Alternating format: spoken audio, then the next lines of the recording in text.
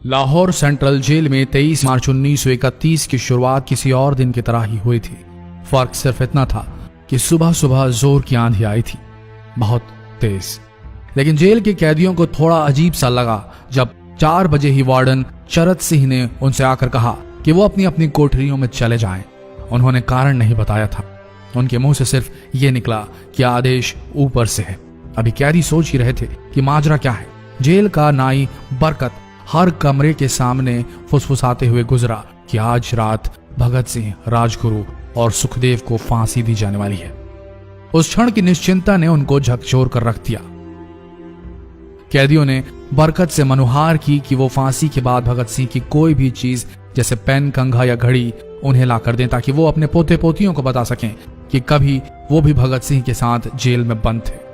बरकत भगत सिंह की कोठरी में गया और वहां से उनका पेन और कंघा ले आया। सारे कैदियों में होड़ लग गई कि किसका उस पर अधिकार हो। आखिर में ड्रॉ निकाला गया, लाहौर कॉन्स्पिरेसी केस। अब सब कैदी चुप हो चले थे। उनकी निगाहें उनकी कोठरी से गुजरने वाले रास्ते पर लगी हुई थी। भगत सिंह उनके साथ फांसी पर लटकाए जाने के लिए उसी रास्ते से गुजरने वाले थे। एक बार पहले जब भगत सिंह उसी रास्ते से ले जाए जा रहे थे तो पंजाब कांग्रेस के नेता भीमसेन सच्चर ने आवाज ऊंची कर उनसे पूछा था, आप और आपके साथियों ने लाहौर कॉन्स्पिरेसी केस में अपना बचाव क्यों नहीं किया?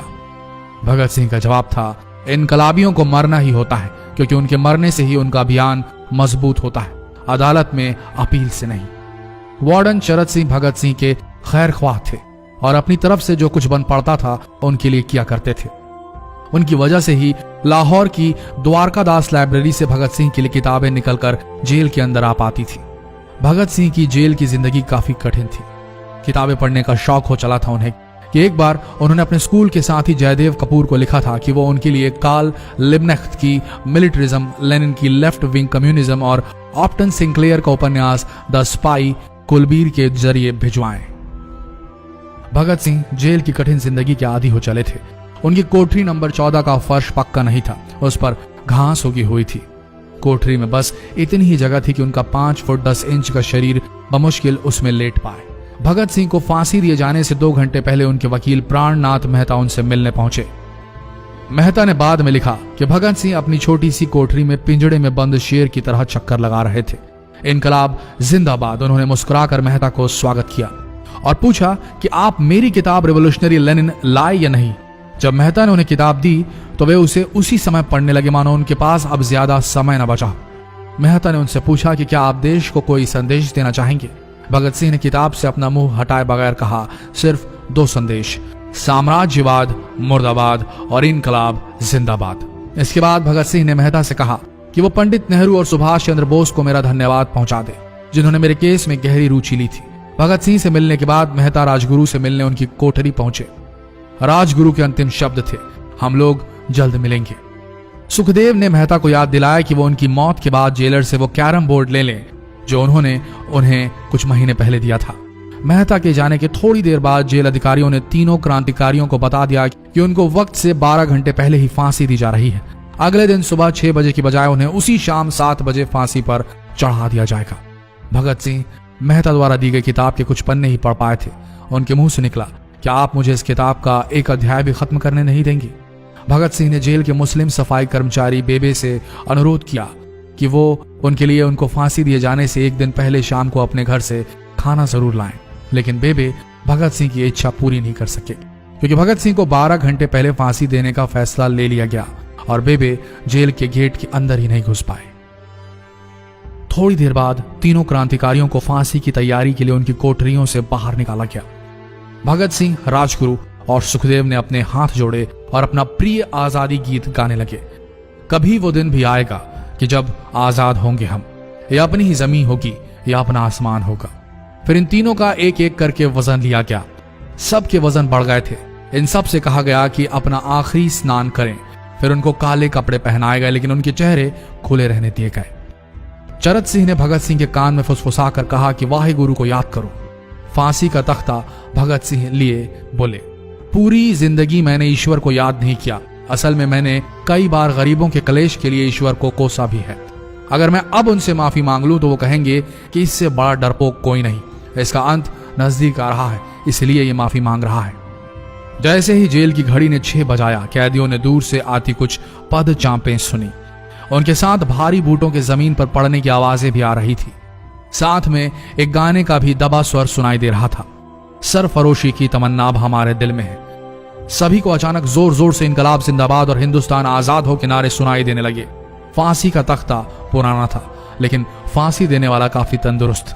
फांसी देने के लिए मसीह जल्लाद को लाहौर के पास शाहदरा से बुलवाया गया था। भगत सिंह इन तीनों के बीच में खड़े थे। भगत सिंह अपनी मां को दिया गया वो वचन पूरा करना चाहते थे कि वो फांसी के तख्ते से इनकलाब जिंदाबाद का नारा लगाएंगे। लाहौर जिला कांग्रेस के सचिव पिंडी दास सोंधी का घर लाहौर सेंट्रल जेल से बिल्कुल लगा हुआ था। भगत सिंह ने इतनी जोर से इनकलाब जिंदाबाद का नारा लगाया कि उनकी आवाज सोंधी के घर तक सुनाई दी। उनकी आवाज सुनते ही जेल के दूसरे कैदी भी नारे लगाने लगे। तीनों युवा क्रांतिकारियों के गले में फांसी की रस्सी डाल दी गई, उनके हाथ और पैर बांध दिए गए। तभी जल्लाद ने पूछा, सबसे पहले कौन जाएगा? सुखदेव ने सबसे पहले फांसी पर लटकने की हामी भरी। जल्लाद ने एक एक कर रस्सियां खींची और उनके पैरों के नीचे लगे तख्तों को पैर मारकर हटा दिया। काफी देर तक उनके शव तख्तों से लटकते रहे। अंत में उन्हें नीचे उतारा गया और वहां मौजूद डॉक्टरों लेफ्टिनेंट कर्नल जे नेल्सन और लेफ्टिनेंट कर्नल NS सोंधी ने उन्हें मृत घोषित किया। एक जेल अधिकारी पर फांसी का इतना असर हुआ कि जब उससे कहा गया कि वो मृतकों की पहचान करें तो उसने ऐसा करने से इनकार कर दिया। उसे उसी जगह पर निलंबित कर दिया गया अंग्रेजों द्वारा। एक जूनियर अफसर ने यह काम अंजाम दिया। पहले योजना थी कि इन सब का अंतिम संस्कार जेल के अंदर ही किया जाएगा, लेकिन फिर यह विचार त्यागना पड़ा जब अधिकारियों को आभास हुआ कि जेल से धुआं उठते देख बाहर खड़ी भीड़ जेल पर हमला कर सकती है। इसलिए जेल की पिछली दीवार तोड़ी गई। उसी रास्ते से ट्रक जेल के अंदर लाया गया और उस पर बहुत अपमानजनक तरीके से उन शवों को एक सामान की तरह लाद दिया गया। पहले तय हुआ था कि उनका अंतिम संस्कार रावी के तट पर किया जाएगा, लेकिन रावी में पानी बहुत ही कम था, इसलिए सतलज के किनारे शवों को जलाने का फैसला लिया गया। उनके पार्थिव शरीर को फिरोजपुर के पास सतलज के किनारे लाया गया। तब तक रात के 10 बज चुके थे। इस बीच उप पुलिस अधीक्षक कसूर सुदर्शन सिंह कसूर गांव से एक पुजारी जगदीश अचरज को बुला लाए।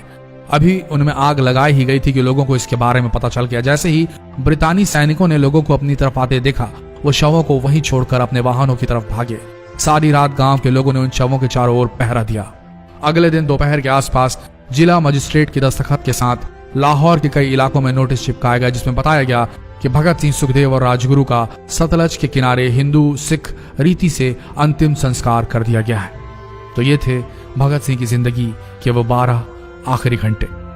आशा करते हैं इस वीडियो में सुनाई गई ये कहानी आज युवा पीढ़ी के दिलों में मर चुके देशभक्ति को जगाने में कामयाब होंगे। जितना हो सके इस संदेश को पूरे देश में पहुंचाएं। इस वीडियो को शेयर करें फेसबुक पर, व्हाट्सएप पर, और हो सके तो इस पेज को फॉलो करें ताकि ऐसे ही वीडियोस आप तक सही समय पर पहुंच सके। मिलते हैं अगले वीडियो में, तब तक के लिए आप सबका धन्यवाद।